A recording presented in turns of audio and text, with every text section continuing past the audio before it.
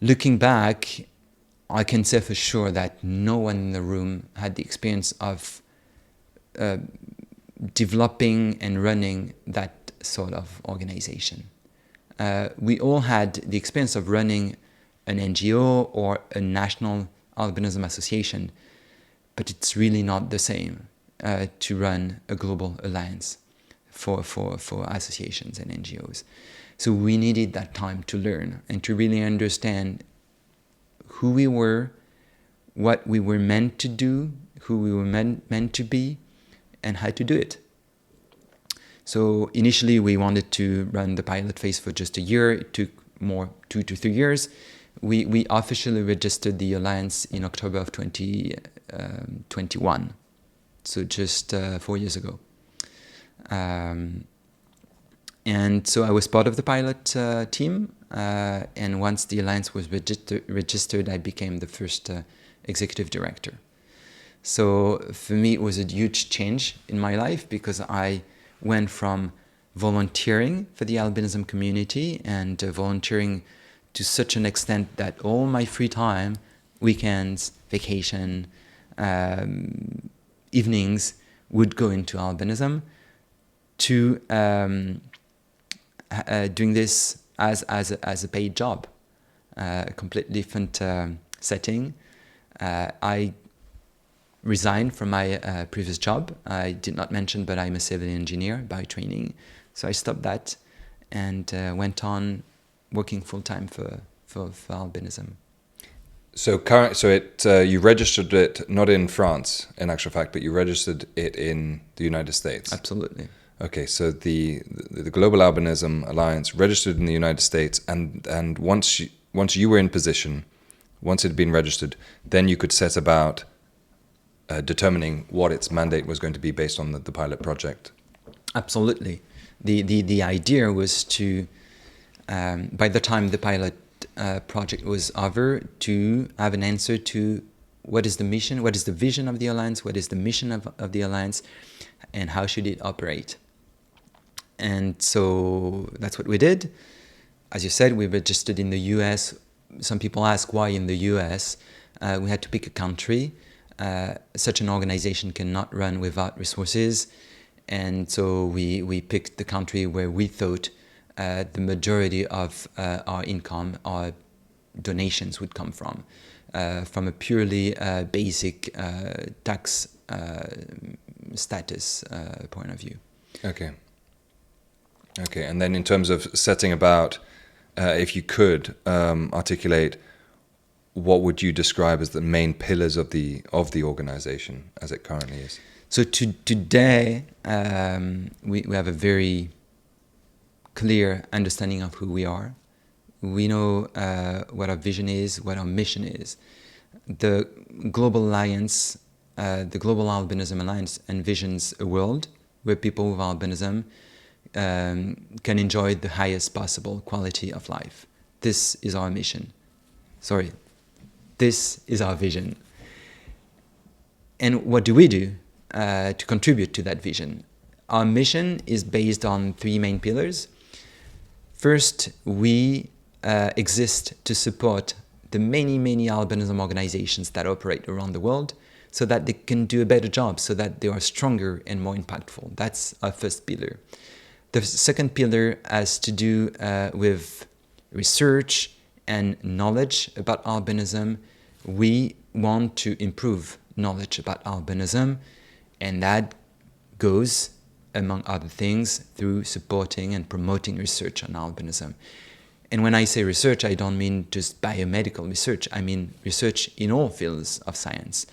In social sciences, in human rights, there are knowledge gaps everywhere.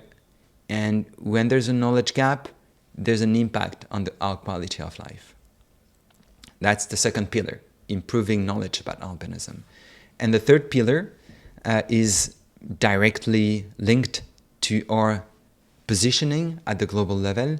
We're the voice of the albinism community at the global level, and as such, we act to advocate for the albinism community on their behalf, to protect and promote their rights.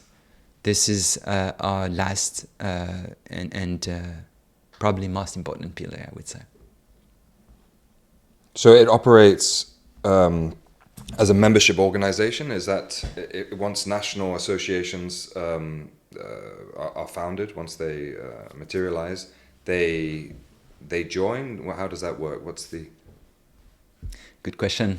That's what I've learned working for the Global Albinism Alliance is that when you're ambitious, when you want to develop something big, it takes time. It's definitely very hard.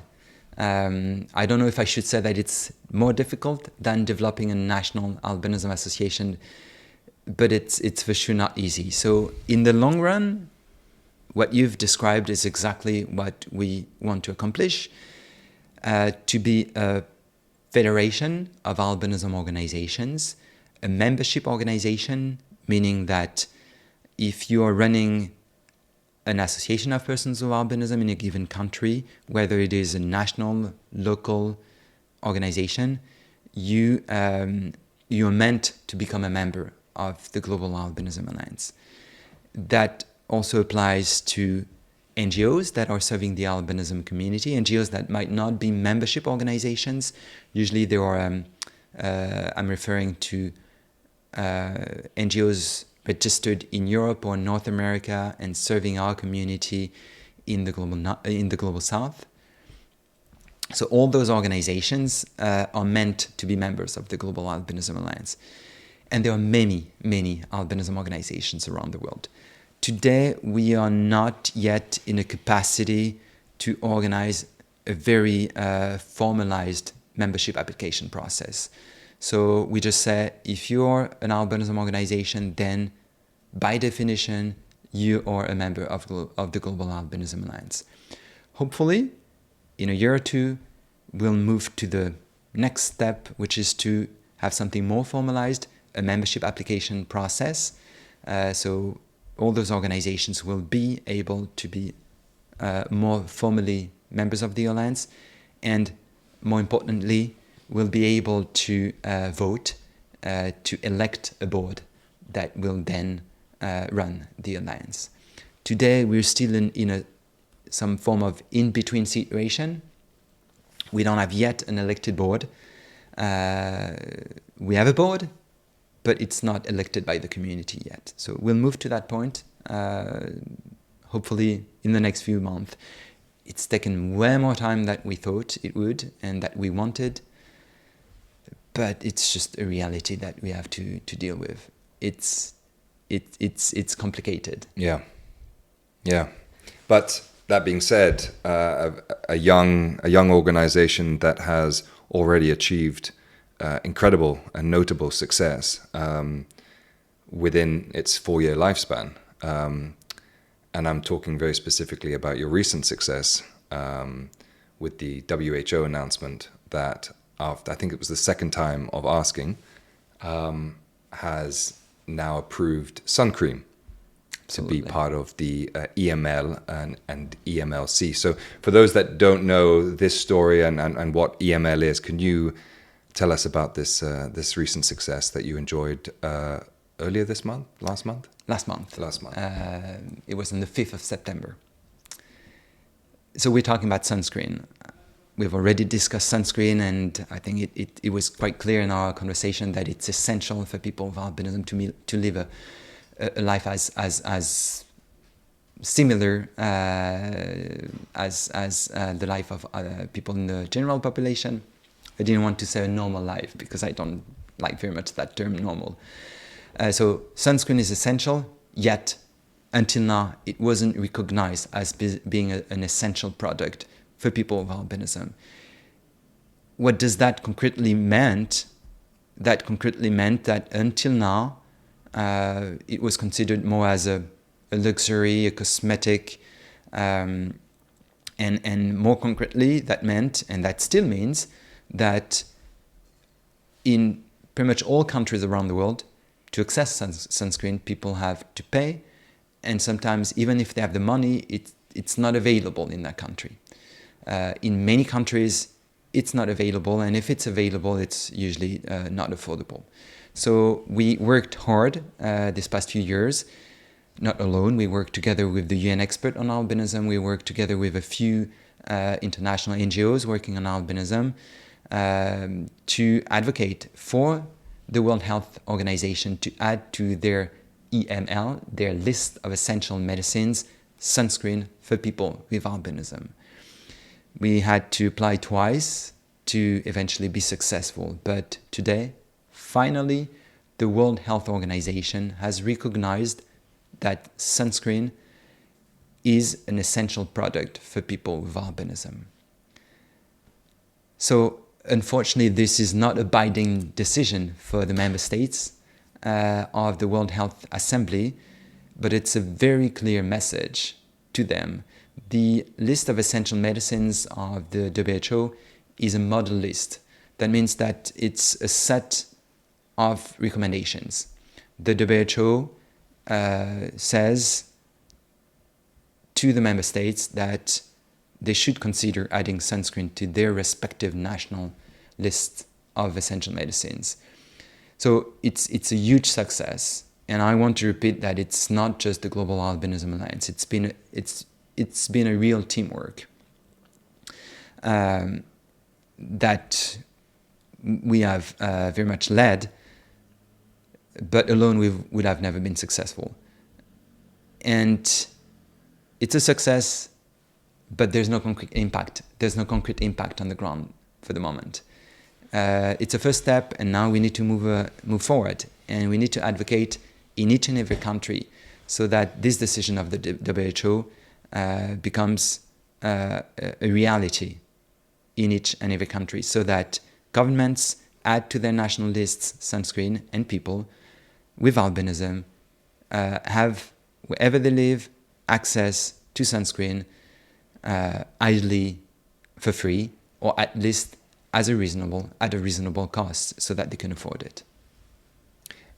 That being said, it was a huge body of work to submit that application. I understand that prior to this successful application, a prior application, one, well, I don't know if it was more, but was not successful. Absolutely. How do you reconcile that? Like, why wasn't it successful? What did you have to do to turn that around in order to make that a success? It's an interesting story, actually. Why is it an interesting story? Because the two applications, the one that wasn't successful and the one that was successful, are not that different in reality. After the first submission, we were told by the WHO that they could not accept that application because the product, sunscreen, was not well defined. That wasn't defined enough in details. They wanted a list of ingredients. They wanted concentrations for each ingredient. Ideally, they wanted a formula. But as you know, there are many sunscreens on the market, and many good quality sunscreens that protect us well with a high protection factor. So why would we pick one formulation against others? That's why we had submitted a fairly vague, not a vague application, but an application with a fairly vague definition of the product. Sunscreen with a SPF, so a sun protection factor of 50 plus, broad spectrum so that it covers all the range of UV radiation. That was our first definition. So after that application was rejected, we went back home and tried to figure out how we could provide the WHO with more details. We did provide them with more details in the second application. We had experts help us come up with a list of ingredients, but deep inside myself, I'm convinced that this is probably not what made the difference. What probably made the difference was the advocacy that was done around the submission of our application. The first time we thought, well, okay, what's the process? We need to submit an application by that time, following that template. Let's do it. The second time, We did that, but we made some noise. Our community, many organizations in our community, many people in our community spoke up, shared their experience on social media. There were newspaper articles, there were a petition to just make it clear that this was more than relevant, that the WHO could not push back a second time. And last but not least, if you look at the decision that the WHO made, accepting our application, and the way now sunscreen for people with albinism is described in the list of essential medicines, you don't find the ingredients, you don't find the concentrations. It's the exact same definition as the one we gave in the first application. And just to put this in perspective, people with albinism have a higher risk of skin cancer in sub-Saharan Africa, in parts of the world. Sunscreen is a life-saving product. It's clear. It's clear. I don't think that if you ask people on the street, anybody would say, "No, it's not. It's not that clear." I think it's clear.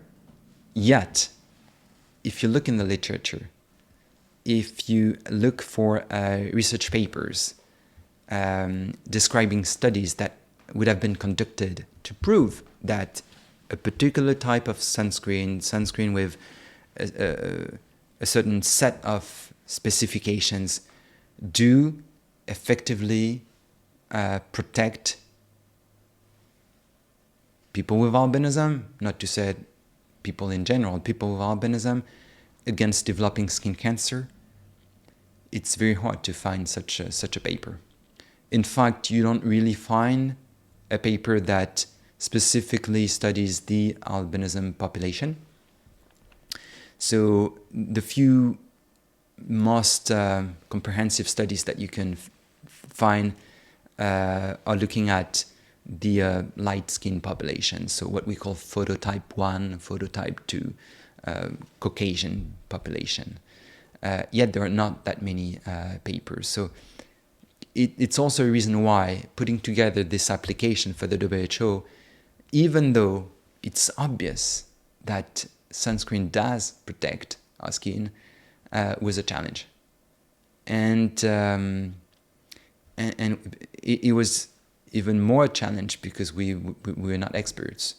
We were experts of albinism. We're experts of running albinism organizations, but we're not experts of sunscreen. We're not researchers. So we had to come up with a strategy and really understand what we could pull from the literature to make our case. So there's clearly a lack of research. And that's probably what fuels this impression that sunscreen is a cosmetic. On top of that, it's worth noting that the list of essential medicines of the WHO is mostly a list of therapeutics, that is, drugs that you take after you developed a condition, a disease, whereas sunscreen is a preventative. Yeah. And there are only very few preventative means in the list of essential medicines of the WHO. And it's an interesting discussion that we could have later on. Sure. About the healthcare systems around the world and their strategies. Or to say that there is certainly success in collaboration, and the more the community works together, on issues related to this, the more success can be garnered, I would think. And I'll interrupt you here. Please. Because you're making a very good point. This has clearly proven what we can accomplish together. This has clearly proven that when you speak with one united voice, we can be extremely powerful. I did not get into the details of describing our community. It's worth just saying that there are many albinism organizations operating around the world. By many, give us hundreds, thousands? Hundreds. In our database of albinism organizations, we have about 250 to 300 associations and NGOs operating in all regions of the world. What's worth noting is that about 2/3 operate in sub-Saharan Africa. Even though there are people with albinism everywhere around the world, for some reasons, and I've got some ideas around that, the 2/3 operate in sub-Saharan Africa. And unfortunately, there are still dark holes, gaps. North Africa is very poorly served. The Middle East, Central Asia, Asia in general. The Caribbean is not well served either, and Eastern Europe as well. So there are pockets of countries where people with albinism are left alone. They're completely isolated. They don't have an association to gather them, and where that creates a space where they can meet, exchange experience, and support one another. And this is really something, for me, extremely concerning. So that's why part of our mission, and that really falls under the first pillar of the Global Albinism Alliance, is to help people in those countries start their associations. So maybe you want to hear a little more about my thoughts around why so many organizations operating in sub-Saharan Africa. There might be something to do with the prevalence of albinism. Today in the literature, it says that albinism is more prevalent in sub-Saharan Africa.